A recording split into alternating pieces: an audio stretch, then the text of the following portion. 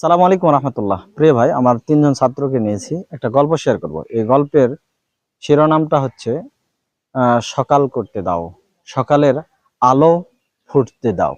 অর্থাৎ তিনজন ব্যক্তি একটা শহরের কোলাহল যুক্ত ব্রিজের উপর দাঁড়িয়ে আছে, অপেক্ষা করতেছে কখন এই ব্রিজ থেকে সব মানুষ বাড়ি ফিরে যায়।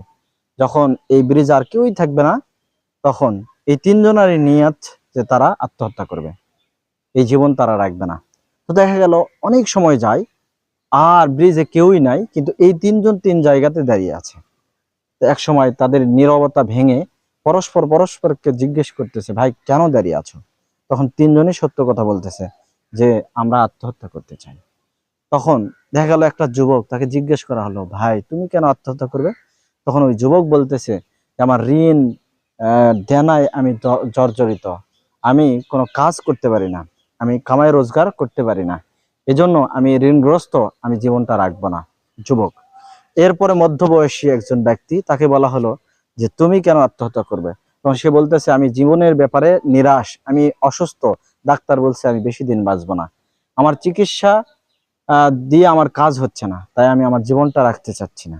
এরপরে বৃদ্ধ তৃতীয় জন, ওই ব্যক্তিকে জিজ্ঞেস করা হলো যে আপনি কেন এই জীবনটা ছেড়ে দিবেন? তো বৃদ্ধ বলতেছে যে আমার সুন্দরী রূপসী যুবতী স্ত্রী রয়েছে, যে আমাকে টাইম দেয় না, বেল দেয় না, সে বাহিরে চলে যায়, সে আমার কথা মান্য করে না, আমি এই জীবন রেখে কি করব?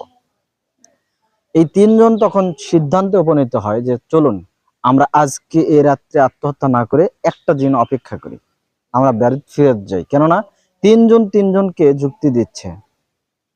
এই যুবক মধ্যবয়সী ব্যক্তিকে বলতেছে যে ভাই আপনি অসুস্থ হয়েছেন, সমস্যা কি?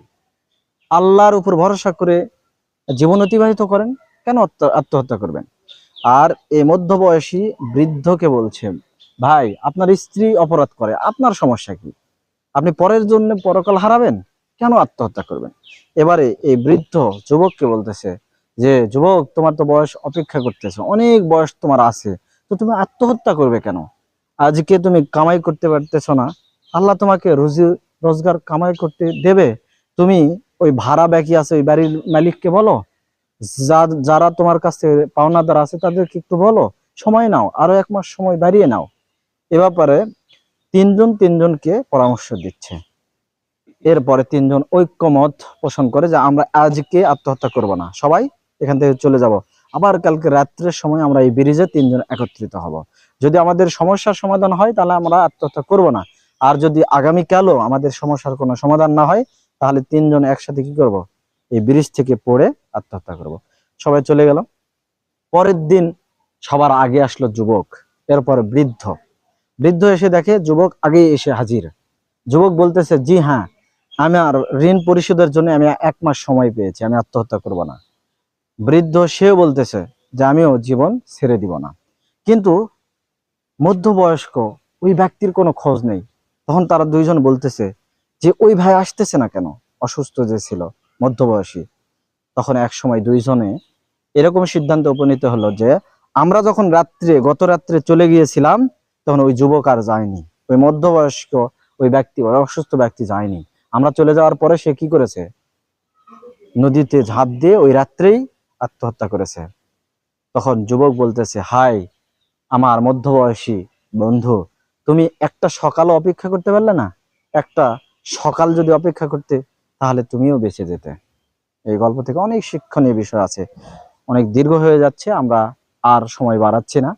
আসুন আমরা নিজের হাতে নিজেকে হত্যা না করে এই মহাপাপ থেকে নিজেকে নিবৃত রাখি। কেননা প্রত্যেকটা মানুষেরই কোনো না কোনো সমস্যা রয়েছে, একজনের সমস্যা থেকে আরেকজনের সমস্যা আরো জটিলতর, আরো কঠিন। আল্লাহ তাআলা আমাদের সব সমস্যা সমাধান করে দিক। আমিন। ওয়া আখিরু দাওয়ানা আনিল হামদুলিল্লাহি রাব্বিল আলামিন। আসসালামু আলাইকুম ওয়া রাহমাতুল্লাহি ওয়া বারাকাতুহু।